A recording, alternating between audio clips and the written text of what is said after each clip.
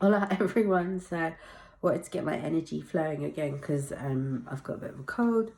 I wasn't very well for the last 2 nights. Like, I'm fine, right? Like, it's not a big deal, but it's just moving through me. And so we have a tendency that when stuff comes up, we stop. Like, and there's nothing wrong with being still and resting. Those are really good things to do, not just when you're sick, right? Even just understanding your flow. But the reason why I've come on here is to talk about love and the emotional body, and actually just to get my energy moving again. But I was going to do a really long video today because whilst I've not been well, I was up at 3 to about 5 o'clock and I just had pages and pages of downloads and how everything works, and oh my god, I'm sure I remember all of it now, but I'll probably do a video around that later. I kind of wish I'd done it at the time because it would have been more natural and free flowing, and it wouldn't have any space for like any doubt or interpretation or perspective to come in. But I wrote it all down, so maybe I'll just read it verbatim of what I wrote.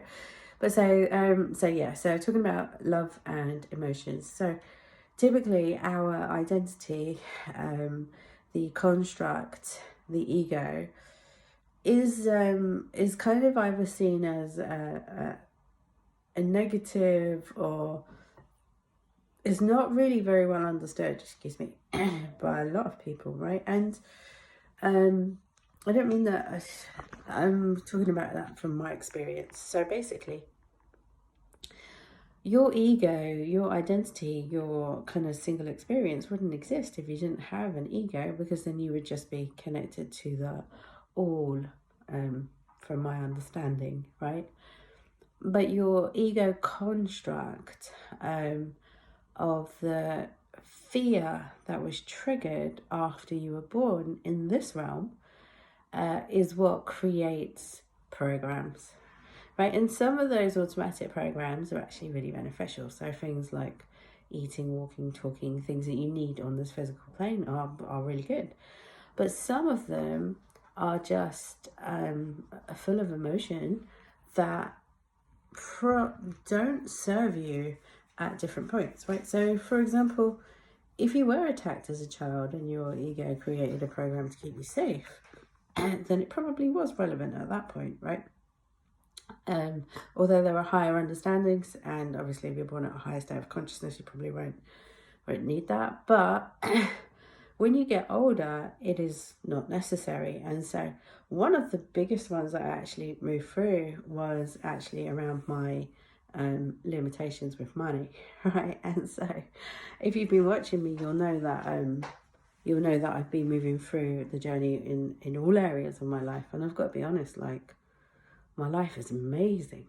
But the thing around money is I've opened myself to receiving from doing what I love, is the pattern that I've been operating with money has been the exact same pattern for 45 years. I gotta be honest, right? When you see it, you're a bit like, how did I not see that, right? And then you might, your thoughts and your emotions might, want to be like, and create another story around it. But honestly, when you see it at like a bird's eye level, it's so clear. Like, it is so clear, and then you don't have to take it personally. You're not making any emotion out of it, and then you can change the pattern, right? You can decide what it is you now want to experience. So coming back to emotions and love, is typically your ego structure or the conditioned programs will make everything personal, right? So if you feel like you haven't stretched your ability to receive more money, then your emotional mind will run the feeling of shame, guilt, humiliation, and then your conditioning will try to get you to the result, right? So it will look at what everyone else is doing, but it's really subtle, because what it's actually doing is running the same pattern, right? So you think you're making progress by learning this new marketing course or whatever it is, right, that your ego rushes off to solve the problem. But you're actually still stuck in the mirror mind. You're actually just repeating the pattern again. And it might look different because you'll have a result and then it will go away and then you'll repeat the same pattern again, right? So when you allow yourself to breathe and just watch it, right? Not even jump straight into action, but not avoid the action either, right? So it's not like you can't do anything. It's more that you just are not doing anything attached to an outcome.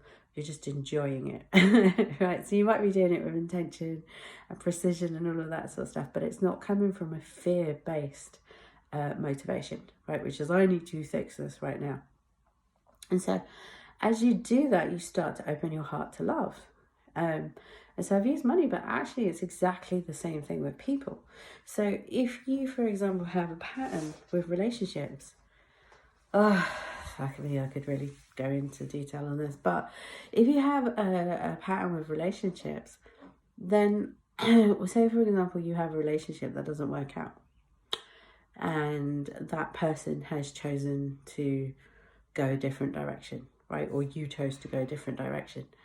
Then the stories that kind of come up and the way that the ego works will be things like, he doesn't know what he's missed out on, right? Or, sorry, I'm laughing because it's kind of funny. Or, he's not good enough for me, or I don't know, whatever they are. But they're very personally driven stories. And actually, if you look at it, if you go into the subtlety of it, it's coming from pain, right? It's coming from fear and pain.